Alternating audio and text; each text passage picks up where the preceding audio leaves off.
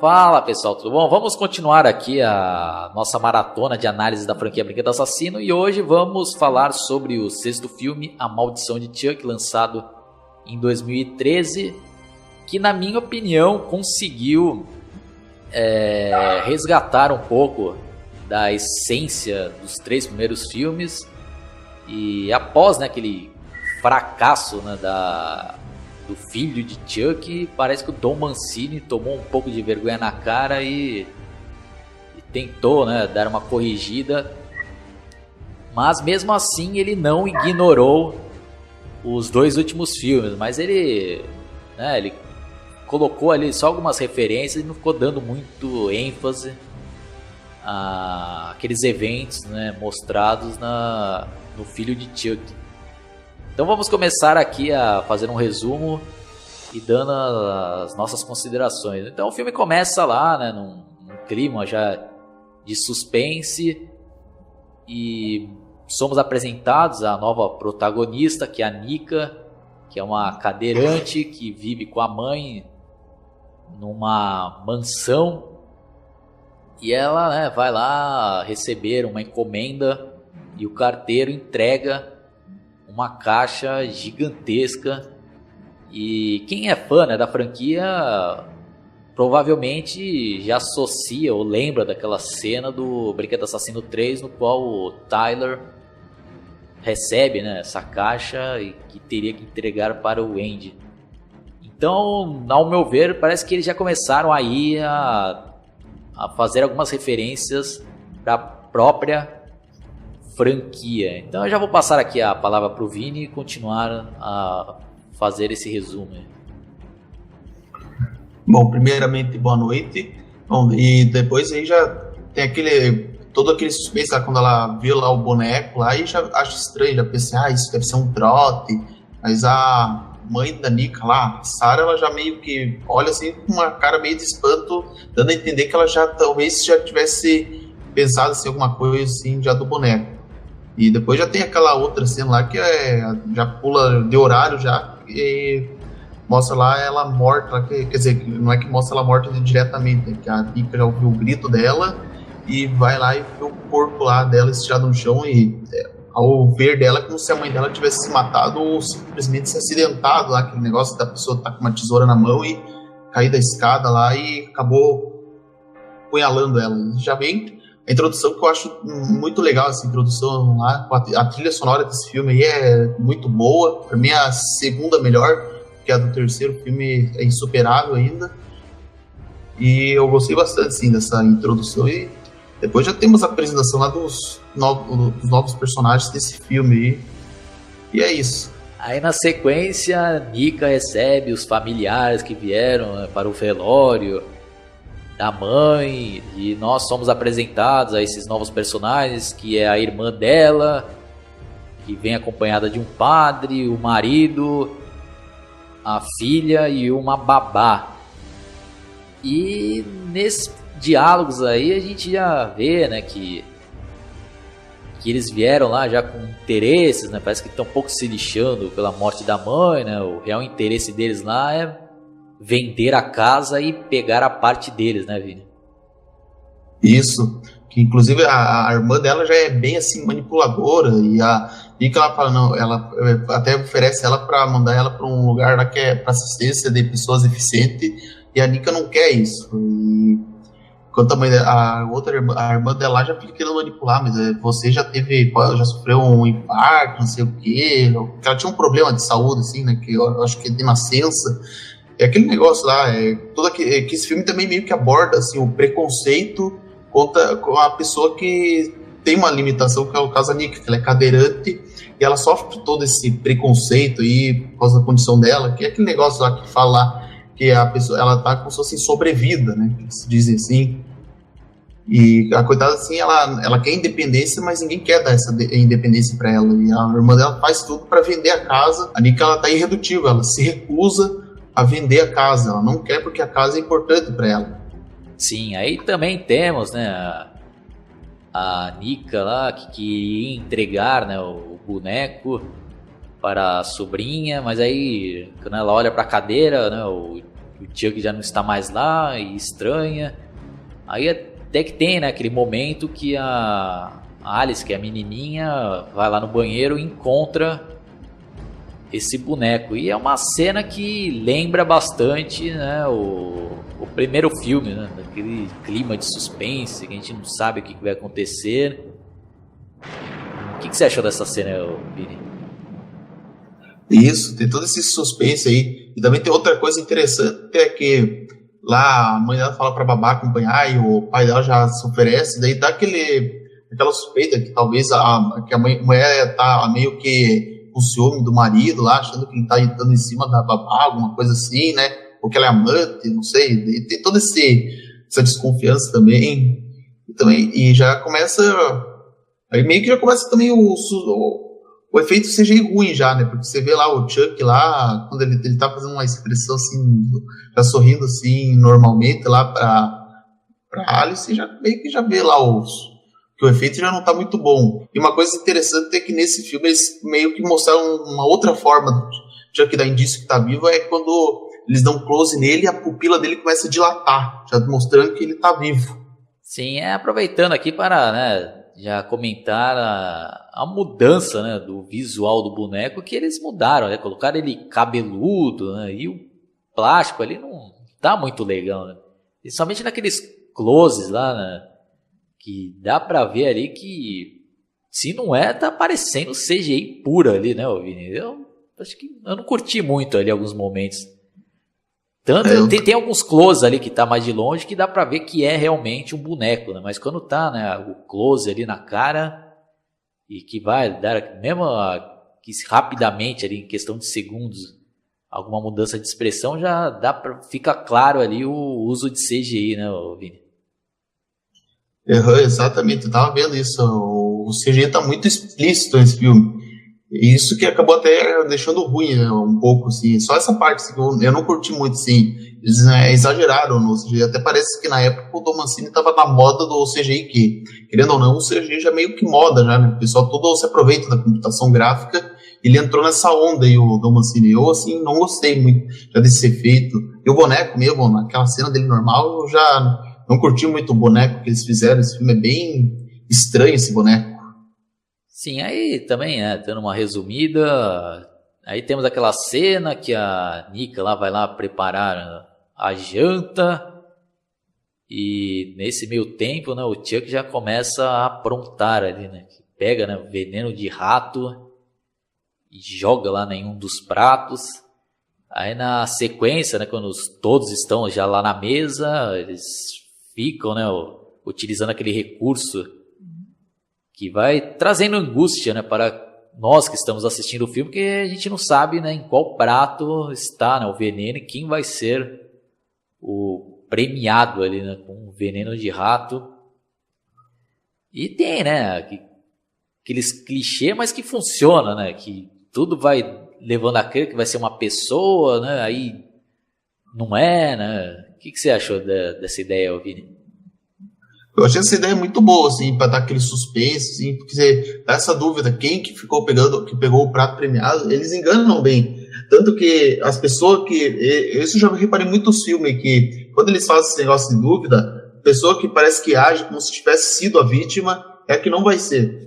Isso a gente já pode ter certeza. Sempre eles fazem isso, porque em nenhum momento lá o padre, que acabou sendo premiado, entre aspas, ele demonstra alguma reação. Isso que você já dá essa suspeita. Na verdade, quando você vê lá o Ian, que é o primeiro que fala, oh meu Deus, mas é pra dizer que o prato tá bom, ou a Alice já se queixando porque tinha orégano demais. Assim, quando você vê esse personagem reagindo assim, você pode ter uma certeza. O personagem que tem a primeira reação nunca vai ser a vítima. Sempre vai ser aquele que não tem nenhuma reação. Então daí você podia só desconfiar da Nika, da Barbie ou daquela babá, apesar que a Nika nem poderia ser porque é a protagonista, e como isso já é meio que óbvio no filme, o protagonista nunca vai ser a primeira vítima.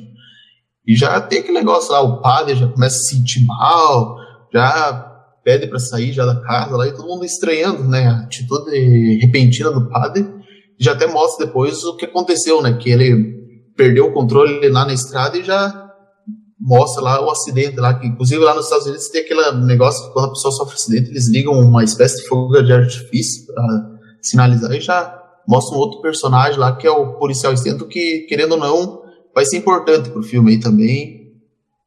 E já mostra já o primeiro suspense lá, já a forma como o padre morre também é agoniante lá, porque o cara tá vivo ainda, e o policial até fala, não, vamos tirar esse capô dele, né, o que já é o primeiro erro, mas eu não é uma coisa que não vale detalhar aí, e já acaba sendo decapitado, que aí já dá um indício que o filme vai ser bom já também, porque é uma morte boa essa do padre aí também.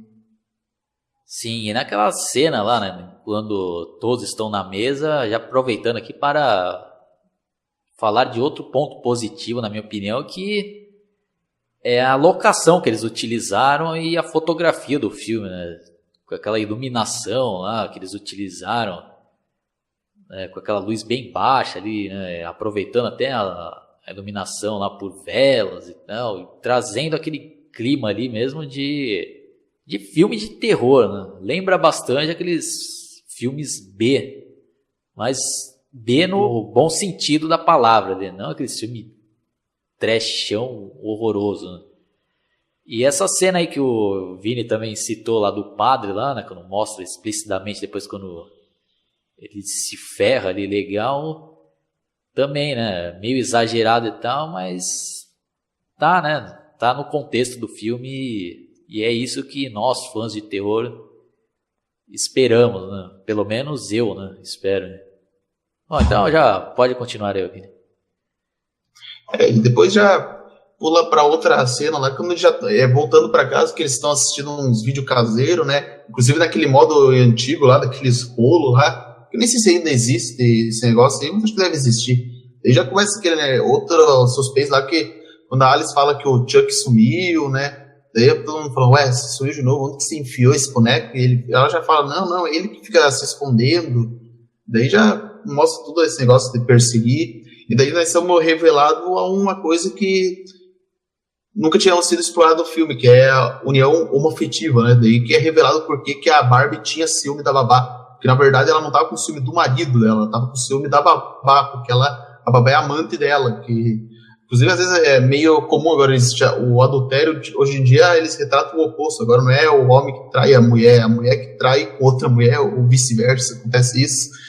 E a babá ela é meio bozinha ainda, porque ela fala assim, não precisa vender essa casa, deixa pra tua irmã, e a outra fala, não, ela depende de tudo, ela quer dar uma de orgulhosa, mas ela precisa da gente, então ela nem vai ter condição de cuidar dessa casa, também. Sim, e eu acho que foi uma boa sacada aí, na primeira vez que eu assisti o filme, conseguiu me enganar também, né? Eu nunca imaginei que a irmã dela estava tendo, né, um caso com a babá, então para mim foi uma surpresa e foi muito bem conduzida, né, até então, esse mistério. Ah, sim, daí a sequência, Nika, ela tá indo no elevador, né, porque como ela é cadeirante, ela não pode usar escada, ela usa lá um elevador especial, e tem a queda de energia lá, e ela tem que sinalizar sempre pra pessoa lá puxar manualmente o elevador, e daí tem uma cena lá que o Chuck lá gira a cabeça 360 graus lá pra ela, e ela já dá um susto, inclusive até escuta um barulho de reluzir da faca lá, e é uma cena até agoniante, porque depois que ela sai do elevador, a Alice fala assim, nossa, você tá sangrando, mas é porque o Chuck tinha esfaqueado ela, só que ela é cadeirante e ela não sente nada. E isso também é uma coisa agoniante, você pensar assim, você tá sentindo a dor que essa pessoa não tá sentindo. E tem todo esse detalhe dela, até briga lá com a irmã dela, viu? E a irmã dela fala, viu como você depende da gente? E a Nick fala, não, eu não dependo, assim, eu sou deficiente, mas eu posso cuidar de mim mesmo. Tem tudo isso. Depois já também, outra cena que acaba sendo legal lá é quando... Quer dizer, nem sei se vou dizer legal, mas é uma cena boa, assim, interessante. É quando ela vai colocar a Alice pra dormir, a Alice já começa a falar as coisas estranhas, similar ao Andy Barclay lá no primeiro filme, só que nesse caso existe mais pesado aí já.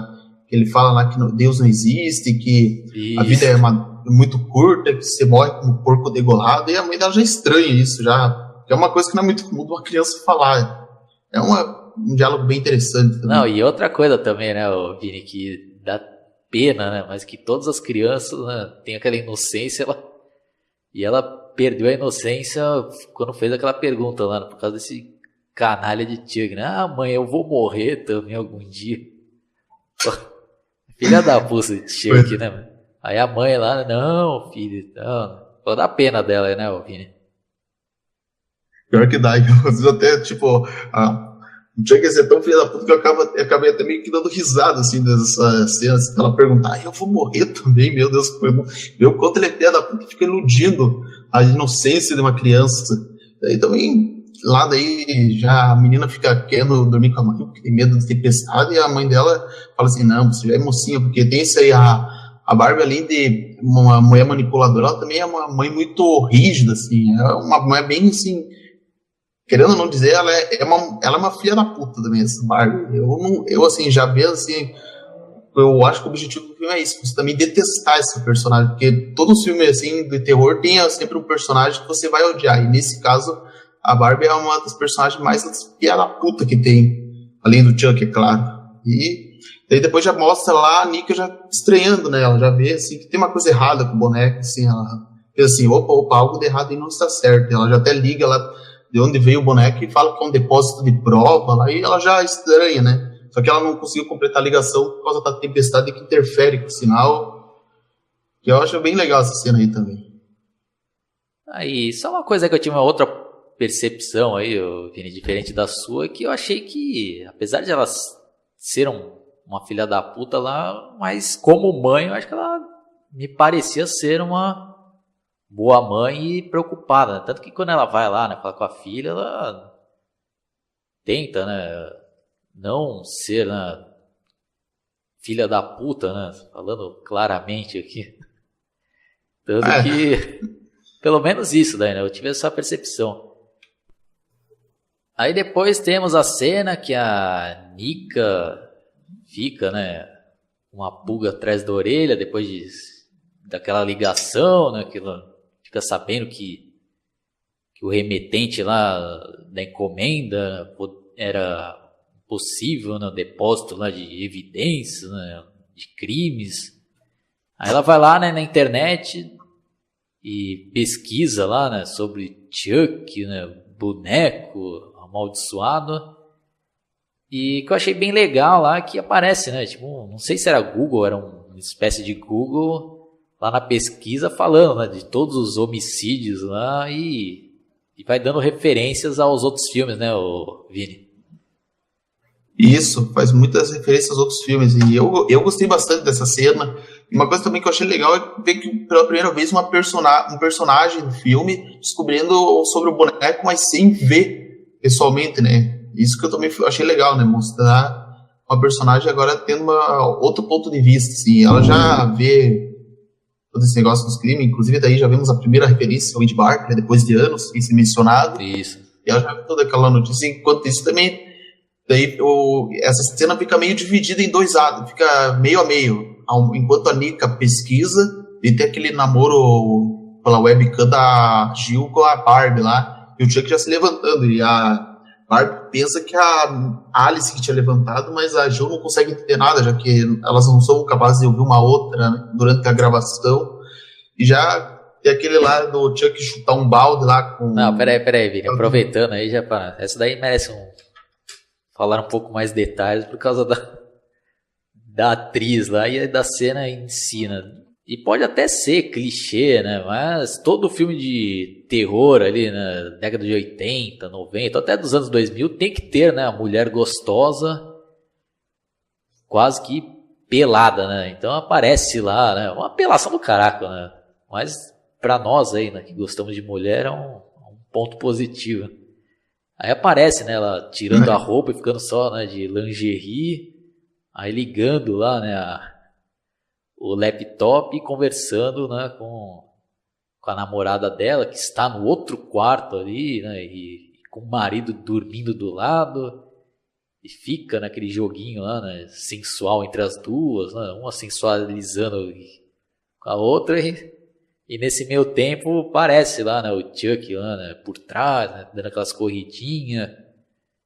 E é uma cena muito bem feita, o Vini, na minha opinião, e aquela ideia também, né, depois quando ela vê o Chuck, já, né, logo na sequência ele já arruma ali um jeito de aniquilá-la, né? Que foi, né, continua aí, Vini, que ela jogou, que o Chuck jogou Ah, sim, um que balde tinha um de balde água. lá com água da chuva, né? Porque tava tendo goteira, ele já vê lá e chuta, né? Porque ele vê que é daquelas tomadas que fica no chão, ele já chuta e a mulher já começa a ser eletrocutada, ainda mais porque ela tá descalça. E enquanto a Nika lá embaixo ela vai pesquisando sobre o Charles Lee Ray, né? Pra ver a foto dele. E fica lá, né? Aquela queda de energia lá, ela sendo queimada lá. E a Nika lá fica com aquela imagem tudo com interferência. E ela vê o Charles Lee Ray.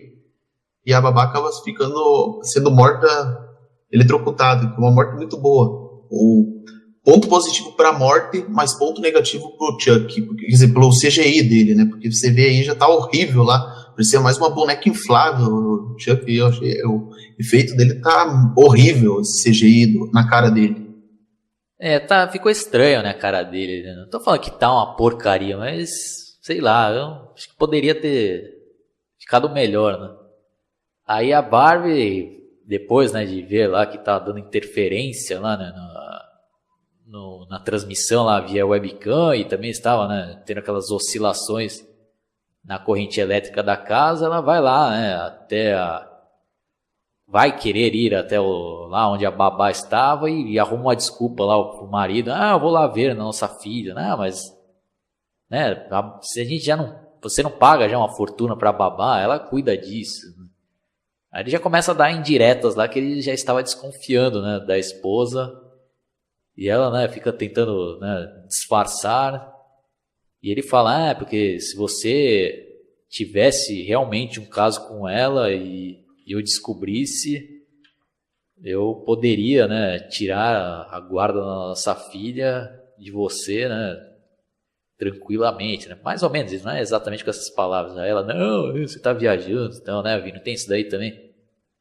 Isso, que ele começa a fazer uma chantagem com ela lá, porque pois esse negócio de união de pessoas do mesmo sexo ainda é um tanto controverso. Daí tem esse negócio, ele quer fazer para tentar tirar proveito da situação, assim, para tirar a guarda da Alice dele. Daí já fica aquela discussão, até coloca os tampão no ouvido para não ver ela falar. Daí tem a cena que ela pega o boneco, né? Porque ele falou que tinha colocado uma câmera no boneco para ficar vigiando as duas. Isso, boa. Daí até a Barbie, ela fica ela segurando o Chuck lá no andar de cima. Daí a Nika até fala assim, não, tem uma coisa dentro desse boneco, só que no entender da Barbie, ela acha que a Nika era comparsa do Ian, né? Daí fica toda aquela discussão, né? A Nika tenta explicar, mas a Barbie tá irredutível. Daí fala assim, saber, eu não tenho culpa do que aconteceu com você, esse negócio, né? Tem culpa se eu tenho uma vida e você não tem. Tem essa discussão aí. E ela sobe lá no sótão lá para procurar a Alice, porque parece que, segundo ela, estão brincando de pique-esconde. E aí já vem a revelação, né, do porquê o Chuck estava com o rosto intacto de volta, porque na verdade era tudo uma maquiagem que tinham feito nele para esconder as cicatrizes lá. E aí a gente vê praticamente a primeira aparição do Chuck vivo, né, vamos dizer assim, né. Na verdade já nem é a primeira aparição, porque já tinha aparecido vivo um pouco tempo antes. E aí a gente vê, né, que na verdade era tudo uma maquiagem que na verdade ele ainda tinha aquela cara costurada. E eu já fica aqui minha opinião, Vini. Eu acho que não gostei dessa ideia. Eu acho que foi desnecessário os caras quererem fazer essa referência, né, do Chuck com a cara costurada. E eu até entendo, né, porque uma grande, né, parcela aí dos fãs do Chuck se tornaram fãs dele da fase ali da noiva, né, e filho de Chuck, e tiveram aquela imagem do Chuck com essa cara costurada, né, mas pro contexto do filme eu não gostei, pô. Se formos, né, analisar friamente, no filme anterior lá, né, o Glenn lá tinha mutilado o Chuck todo lá. Então como que ele foi reconstruído e não reconstruiu a cara dele, ela colocou essa maquiagem? Então, sei lá, eu não gostei não, Vini, de ele aparecer novamente com essa cara. Eu acho que o Don Mancini inventou um jeito aí só para fazer essa referência do visual aí com a cara costurada aí. Você discorda de mim? Você gostou disso daí? Olha, eu discordo, porque eu até gostei assim de ver ele com a cara costurada, até porque quando eu li assim sobre o Chuck, todo mundo fala que aquele visual dele, até então era acreditado que aquele visual da cicatriz era permanente, porque não ia ter como reverter isso. Então, assim, até não é tão absurdo ele estar com a cara toda costurada e a Tiffany cobrir com uma maquiagem nele, assim, né? Pô, acabei até falando do Tiffany, já deu uma adiantada aí no spoiler, né? Mas, enfim, eu não achei tão absurdo eles terem colocado maquiagem nele. Quanto ao corpo, pode-se dizer assim que talvez o corpo dele seja um outro, né? Não precisa ser o mesmo corpo de boneco do filme anterior, né? Porque às vezes tem esse negócio assim, às vezes talvez só um membro possa ser o mesmo, mas o resto pode ser diferente. Mas não sei. Eu não achei tão ruim. Até, na verdade, eu vendo esse filme, eu prefiro ele até com a cara costurada do que aquela cara de boneco inflável que estava aparecendo anteriormente. Mas mesmo essa cara costurada eu achei mal feita também, Vini. Acho que também não tá lembrando em nada, né? Aquela cara da noiva e o filho de Chuck, né? Tá uma outra versão, baseada naquela. Realmente, isso eu tenho que concordar. Realmente não tá lembrando em nada dos filmes anteriores, assim. Eu também achei, até eu mesmo vendo esse filme, assim, do jeito que eles exageraram nos efeitos, é como se não fosse aquele mesmo Chuck de antes. Eles exageraram muito no CGI e isso atrapalhou um pouco. E é exatamente por isso que eu tava falando, né? Que parece ser, né, uma nova versão do Chuck, um novo corpo, então acho que o Vini tem o direito aí, né, de discordar de mim, mas eu acho que achei forçado isso daí, né? Já que reconstruiu o boneco todo, aí não tem por que botar ele com cara costurada, né?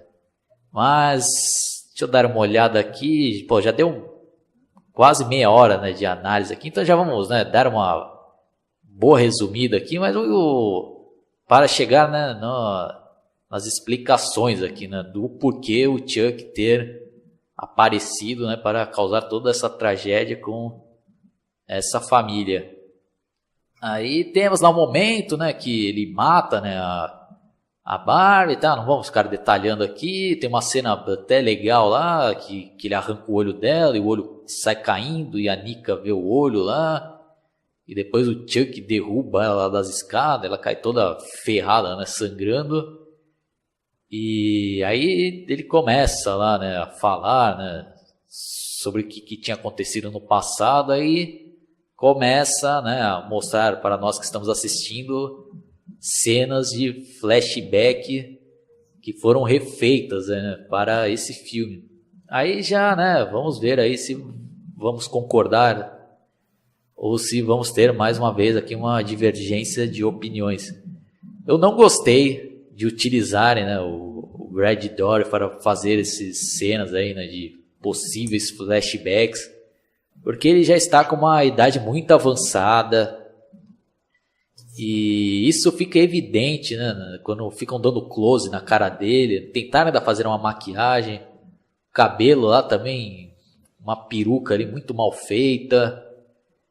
E depois quando eles mesclam lá, né, aquelas cenas, né, que foram refeitas para esse filme com as cenas do começo lá do 1, no qual ele está, né, sendo perseguido lá pelo policial e é baleado na loja de brinquedo, e fica gritante ali, né, a diferença, né, da idade, né.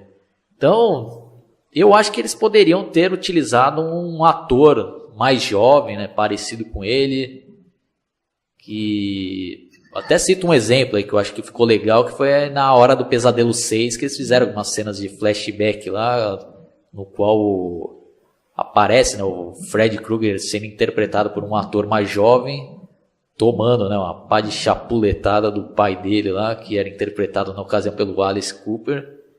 E eu acho que ficaria horrível ali, né, se fosse o Robert Englund, né, tentando se passar por mais jovem, né. Então já fica aqui, né, minha pergunta para o Vini, se ele curtiu, né, essa cena que foi interpretada por ele, ou se você não curtiu, o que você tem a dizer, né? Olha, eu não tenho muito do que reclamar, eu até gostei, assim, pelo menos assim, foi uma chance da gente ver o Brad Dourif atuando assim em carne e osso. Por um lado, assim, foi legal, né, já que a gente nunca teve a chance de ver quase eles em carne e osso, assim como o Chuck, mas o fator idade atrapalha um pouco, realmente, porque lá no primeiro ele ainda era jovem, só tinha 38 anos, aí agora ele estava com 63, o dobro da idade, realmente isso atrapalha. Eu até cheguei a pensar assim, talvez até podiam ter chamado um ator jovem, mas eu acho que eles talvez não chamaram, porque, querendo ou não, tem o lance da voz, né? Você vai reconhecer a voz do Mas a Chuck voz, também. mas ele poderia dublar a voz do cara. Poderia, eu acho que, na verdade, eu não sei se ele tem filho, assim, se ele tivesse filho, suponhando que ele tem um filho homem, eu acho que o que viria bem a calhar é ele chamar um filho dele para atuar como dublê, né? Ou às vezes, talvez até seria uma ideia de louco, nem fosse até a própria Fiona Dourif, não, eu acho que isso seria exagero, mas um filho dele, assim, bem parecido com ele, viria bem a calhar para fazer essa cena dele jovem e o Brad podia dublar, né? Isso, assim, daí ficaria legal. Mas, assim, no quesito, pelo menos, pra gente ver ele atuando, foi bom. Só o problema foi a idade mesmo, porque daí, quando eles mesclam lá com o primeiro filme, você já vê a diferença gritante dele lá, que ele ainda era jovem, realmente, trabalhou um pouco, né? Mas, no geral, não ficou tão ruim, assim, a cena, né? Eu achei legal, pelo menos, mostrar um flashback, assim, do que como foi, né? Porque aconteceu tudo.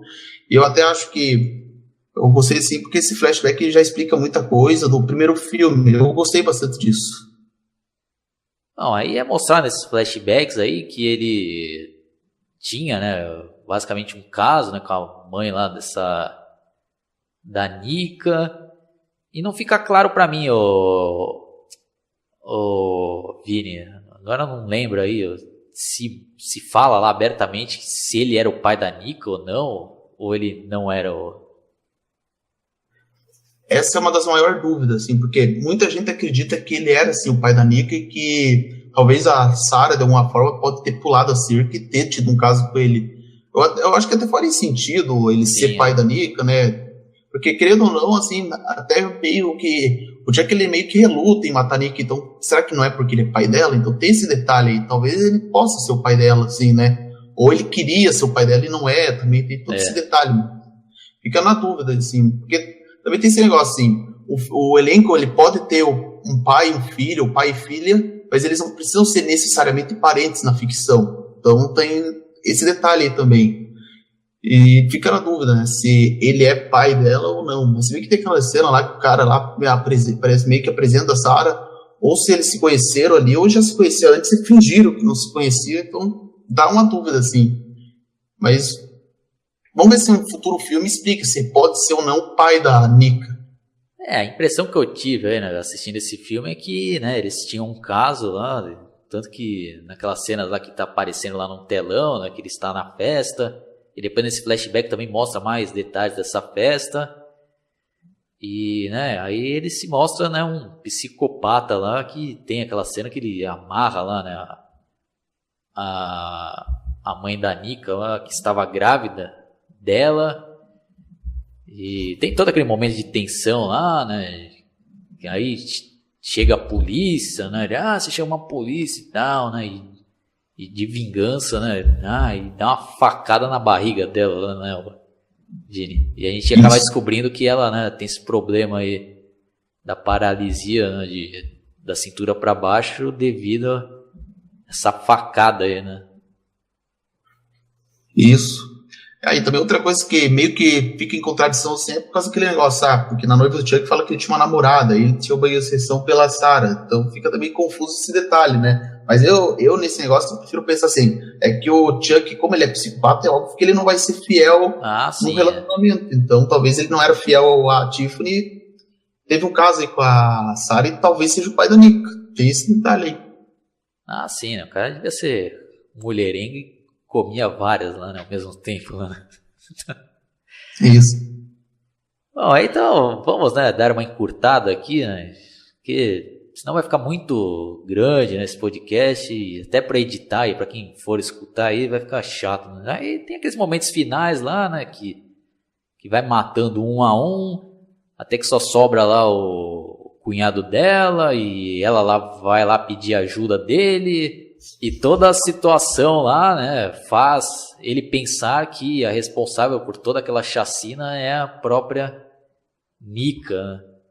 Então aí tem aquele momento de tensão entre os dois lá, e o cara também acaba, né, se ferrando, indo para outra dimensão. Aí também, né, temos aquela cena que o policial, né, chega lá na cena do crime e vê lá, né, todo aquele cenário, né, de terror, né? E depois, né, já mostra lá, né, as cenas do julgamento, e mostra lá várias evidências, né, o pozinho lá de matar rato, o machadinho e o boneco lá do Chuck, né, Vini? Isso, e ela até provoca ele, falando assim, que tá viva, né? E, tipo, é uma forma que ela encontrou tentar provocar ele, falar que ele é um assassino fracassado, que não foi nem capaz de matar ela. E termina assim, tipo, com ela provocando ele lá. Daí depois tem a cena que é revelado que esse policial era um policial corrupto, né? Porque ele estava sendo pago lá pela Tiffany pra daí devolver o boneco pra ela. O que na verdade. E essa cena, assim, eu até achei meio forçada, porque o diálogo dele com ela no telefone é cópia daquela morte daquele policial lá na noiva do Chuck. Tipo, tudo bem que eles querem fazer referência, mas eu acho que não, também não precisa fazer tudo igual, assim, do mesmo jeito, assim, porque isso fica meio forçado. Daí, a morte dele não ficou tão ruim, né? Porque a Tiffany tem aquela jeito clichê dela de matar, que é com a lixa de unha, corta a garganta, mas o policial faz o mesmo diálogo do policial lá da noiva do Chuck. Eu acho que isso não ficou tão legal. Não sei se você achou legal. O que você achou? Acho que foi meio forçado, né? Mas não estraga, né? É uma referência, não é referência não, é referência, mas é uma cópia, né, descarada daquela cena, né? Até falar, eles não aprendem, né? E aí depois na sequência tem uma cena que eu até achei engraçada, não sei se você concorda, quando aparece, né, a Tiffany lá indo no correio, né, despachar o Chuck, né? Acho que com certeza, acho que o Dom Mancini deve ter recebido várias perguntas dos fãs, né, de como que o Chuck, né, era enviado, né? Apesar que mesmo assim não foi respondido, né, como ele foi enviado no 3, né? Porque até então, né, a Tiffany não conhecia, né, o Chuck na versão, né, do boneco bonzinho, né? Então quem será, né? Como que foi que ele se enviou lá, né? Tanto que na nossa análise lá do 3 a gente falou sobre isso. E tem uns diálogos lá engraçados lá, né, que a mulher lá do correio fala, né, é produto frágil, ela, não é, né? Precisa de seguro, né? E tipo, vai, né, meio que zoando o Chuck lá, né? Nessa daí eu achei que acertou aí na dose de humor aí. Daí depois já tem aquela cena lá que ele vai pra casa da Alice, né, que agora ela tava morando com a avó paterna dela, e já a Alice ainda acha que ele é bonzinho, daí fala assim, onde que tá minha avó? E ela fala, não, ela tá no porão, mas o que ela tá fazendo? Nada, daí já até fala pra brincar de esconder a alma, ele fala assim, e fala que tá com ela, fala, por que tá sempre comigo? E fala, é porque ninguém vai desconfiar, porque você é uma pessoa do qual ninguém desconfiaria. E essa era até então um dos maiores mistérios, se ele tinha passado a alma pra Alice ou não. E depois... Aí temos, né, os créditos lá finais e, na minha opinião, né, chega, né, não digo a melhor cena, mas a cena mais legal do filme, na minha opinião, Vini. Olha, eu vou deixar pra você narrar ela. Pra mim também é a melhor cena, né, que é a volta triunfal do Andy Barclay. Eu achei bem legal esse negócio, porque lembrando que tinha todas aquelas notícias perguntando se ele ia voltar ou não, e não era respondido. E aí o Dom Mancini deixou pra fazer surpresa, que deixou na cena pós-créditos. Isso ficou legal, assim, pra ele fazer uma surpresa pros fãs. Eu gostei bastante, assim, agora voltando com o Alex Winst, né, que voltava a fazer o personagem depois de 23 anos. E é legal, assim, também as referências que eles fazem do personagem lá, tem até o diploma da escola militar, as fotos dele com a mãe, e também a foto da irmã dele lá, Caio. E eu não sei se você parou pra pensar assim também, mas quando ele fala com a mãe dele no telefone, isso dá a entender que ela casou com o detetive do primeiro filme. Isso, é verdade. Bem observado.